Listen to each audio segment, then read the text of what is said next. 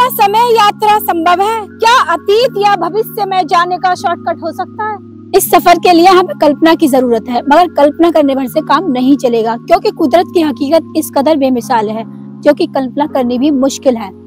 किसी भी नए विचार का प्रयोग करके देखना, खरे उतरने वाले विचार पर आगे बढ़ना, नाकाम रहने वाले विचार को छोड़ना और सबूत जहां ले जाए वहां जाना और लगातार सवाल उठाते रहना, इन कायदों को मानेंगे तो ब्रह्मांड हमारे हाथों में होगा।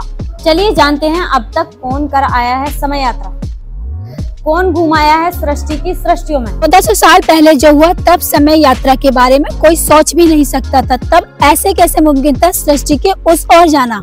उनका सफर शुरू होता है रात की किसी पहर से, वापसी भी उसी रात को होती है, मगर उन्होंने बताया वहाँ उन्होंने 27 साल गुजार दिए।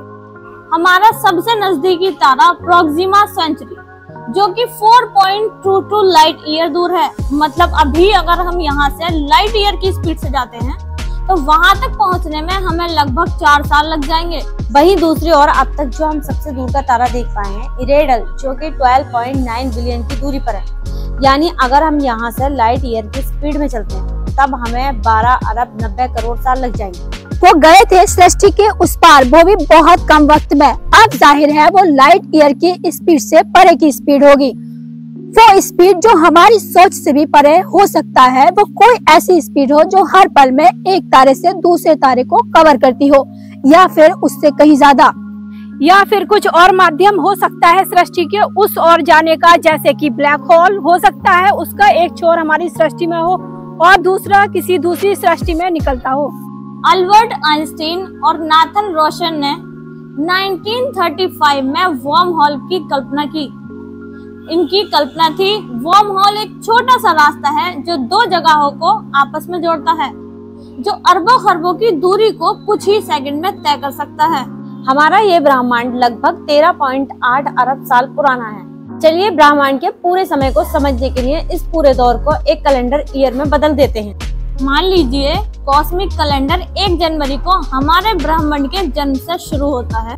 इस स्केल पर हर महीना 1 अरब साल के बराबर है और हर दिन करीब 4 करोड़ साल के बराबर है।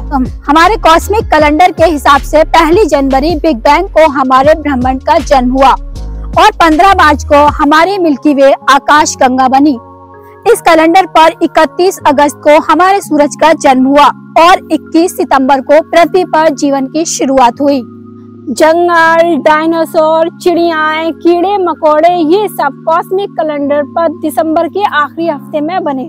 पहला फूल भी 28 दिसंबर के दिन खिला। वक्त के इस लंबे चौड़े समूह में जो इस कैलेंडर में मौजूद है, इंसान साल के आखिरी दिन और आखिरी घंटे में ही सामने आया है। जितना भी इतिहास हम जानते हैं वो इन आखिरी 14 सेकंड का है। वो तमाम बादशाह और लड़ाइयाँ, नई जगहें, नई जंगें, मोहब्बतें, इतिहास की किताबें का हर वाकया मौजूद कॉस्मिक कैलेंडर के आखिरी सेकंडों में है। मोसेस का जन्म कॉस्मिक कैलेंडर पर 7 सेकंड पहले हुआ, बुद्ध का जन्म 6 सेकंड पहले और जीसस का जन्म 5 सेकंड पहले और मोहम्मद सल्लल्लाहु अलैहि वसल्लम 3 सेकंड पहले आए। कॉस्मिक कैलेंडर के आखिरी सेकंड में हमने विज्ञान का इस्तेमाल करके कुदरत के राज और उसके नियमों के बारे में जानना शुरू किया। अब फिर से 1400 साल पीछे चलते हैं। मोहम्मद सल्लल्लाहु अलैहि वसल्लम ने ये उन्होंने बताया, उन्हें अंतरिक्ष में यात्रा करने से पहले ऑपरेट किया गया। मतलब ह्यूमन बॉडी के अंतरिक्ष के हिसाब से बदलाव किए गए। उन्होंने अनगिनत रहस्य के चीजों के बारे में बताया, जैसे समुद्र के अंधेरों के बारे में, या फिर चांद, सूरज, पृथ्वी घूमने के बारे में, या फिर लोहे का जमीन पर उतरने के बारे में। ऐसी बहुत सी चीजों के बारे में उन्होंने बताया जो आज तक झूठी साबित नहीं हो सकी। आखिर कैसे मुमकिन न होता उनका वहां जाना जब सृष्टि के निर्माता ने ही उन्हें बुलाया हो। आप जेनेटिक बदलाव को ही ले लीजिए। जेनेटिक बदलाव अपने आप और हरदम होते रहते हैं, मगर वो ही बदलाव आगे जाते हैं जो जिंदा रहने की उम्मीद रखते हैं। कुदरत खुद उन जीवों को चुनती है जो जिंदा रहने के ज्यादा काबिल होते हैं। अब आप देख सकते हैं इस्लाम को कुदरत ने चुना है, जो बहुत ही लेटेस्ट होने के बाद भी बहुत ही तेजी से फैलता जा रहा है।